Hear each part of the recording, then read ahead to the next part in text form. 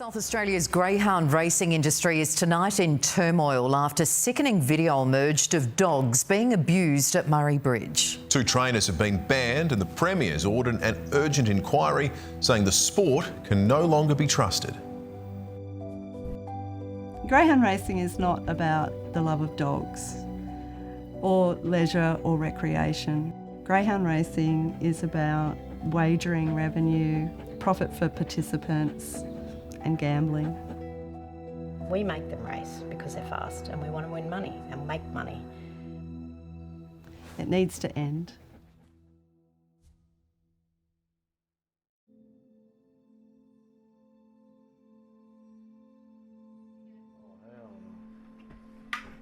My name is Leanne and I have 2 greyhounds. I have Ryan and Reggie. I've owned greyhounds now for nearly 6 years. I first adopted my greyhounds, Cody and Ryan, in May 2018. I'm Lisa White. I'm the founder and president of Friends of the Hound, Greyhound Adoption Group. I have here Omo, who we rescued about 7 years ago from a specialist vet. And we have Gunter here, who is a greyhound cross that came to us. Well, we rescued him from down Newcastle Way. Friends of the Hound is a not-for-profit, volunteer-based greyhound rescue group dedicated to the rescue and homing of greyhounds. It's heartbreaking to know that there's so many out there and there's only so little you can do. So they're still currently breeding around 11,000 greyhounds a year in Australia for racing. And there's no way that that many dogs are going to find a companion home. The racing industry is currently breeding 6 times more dogs than homes can be found for them. CPG is committed to end greyhound racing in Australia. Until that happens, we fight to end the suffering of these dogs. So in 2007, I was working for Museum of Brisbane and we actually did a project about the Ekka, like the history of the Ekka. And we were looking around because we were filming about the dog show at the Ekka, so we were kind of doing a recce basically. And we came across this greyhound lounge and there were these greyhounds just literally lounging across bean bags, and I think I just instantly fell in love with them. Back in 2002, I'd originally come from Sydney and I moved up to the far north coast here, and I went to the local animal shelter, which was at the Pound, to join up. And whilst there, I saw this beautiful blue greyhound in one of the kennels, and I happened to say, "Oh wow, what a lovely dog." And the pound keeper had been standing behind me and she said, "Oh, don't look at that dog, that's a greyhound, she's here to be destroyed."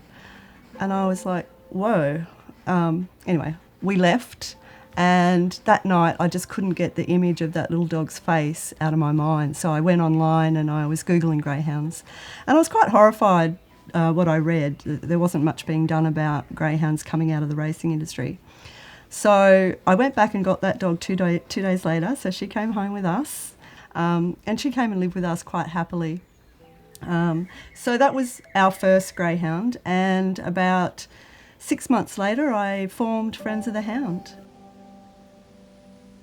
I started to foster. I became a foster carer, and the condition of some of the dogs as they came into our rescue was very poor. I started to research, I started to talk to other rescue groups, and the more I found out, the more concerned I became. I wanted to help these dogs, so I joined Coalition for the Protection of Greyhounds. Ryan, who is going to be 12 this year, he didn't race at all. So a very common thing is very early on when they're like about 18 months, 2 years old, they give him a try. And as much as I can find out, he raced a couple of times, probably didn't do any good, which I think is really smart, but that's by the by. And he is kind of what they call wastage. Reggie, my hound, raced. He's the one that I've got the most recently. I've had him for just over 2 years, and he raced a lot. He raced, I think, about 73 or 75 races.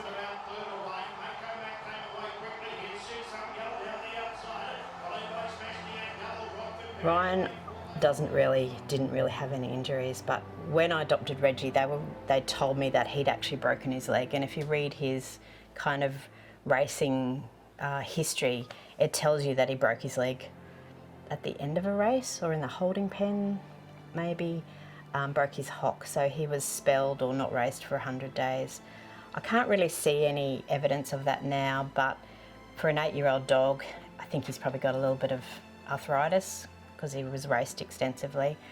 But what I do notice, and have always noticed since I patted him, he was quite bald on his back legs, which is usually from living on concrete. They go a bit bald, have baldy bums, but he's got scars all over him. Like he's got big, where something's happened in a race, obviously, and he's cut himself, or a big chunk of flesh has come out. So, and they're all over him. When I pat him, I can feel them. There's some you can see really clearly on his back legs, and others that are, you know, in odd places, but there's no other way he could really have got them except by racing. So it does make me wonder what it was like when I see them. The more times these dogs are put around the track, the higher the incidence for injury or the chance of injury. So there are a lot of injuries in greyhound racing when you consider that majority of tracks are round. They're either a 1-turn or 2-turn track, and when you've got 8 dogs running at speeds of up to 60 kilometres an hour around a bend, there's naturally going to be collisions. So it's quite dangerous for the dogs. So far this year, 27 dogs have been killed on the track from broken necks, broken spines, 1 or 2 fractured legs at the same time, many other injuries.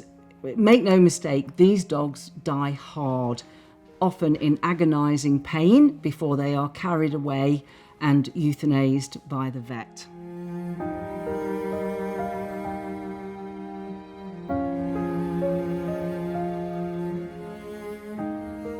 When we walk now, Reggie's paws, like he'll limp basically, and you look at his paws and they're quite worn. He gets really quite lame. So we walk around in boots now, which does get a bit of attention, but I just tell everyone it's because his paws got worn through living on concrete. Because they were like, oh, did his paws get worn from racing? I was like, well, no. Racing's the little bit, the rest is 23 hours a day, sleeping and living in a concrete kennel, so more likely the latter. Some of the issues that the charities say are prevalent in dogs when they come into rescue are poor dental hygiene, underweight, kennel coat, smelling quite badly, and they have untreated injuries. Many are traumatised and shut down, as some are even terrified of men. But when they come into the home, they're almost grateful for the love and the comfort and the care. So yeah, like dogs like Choco, he would have lived his whole life in a cage under a house.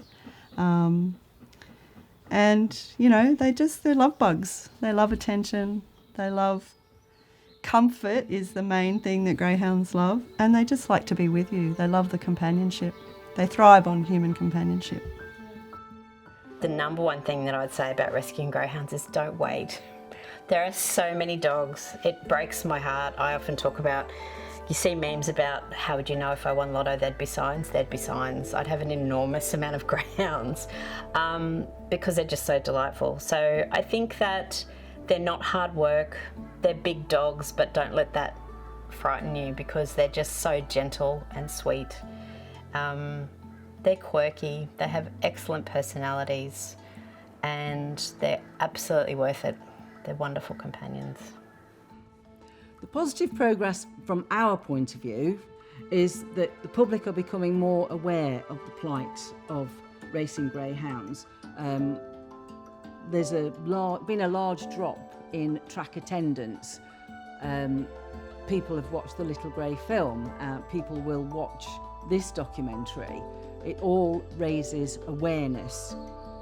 We know that dog racing is losing its social licence. We know that its popularity is in decline, and we hope that the public is starting to realise that these beautiful, gentle dogs are so much more than a gambling commodity. so much more than a gambling product, and that actually greyhounds are dogs too.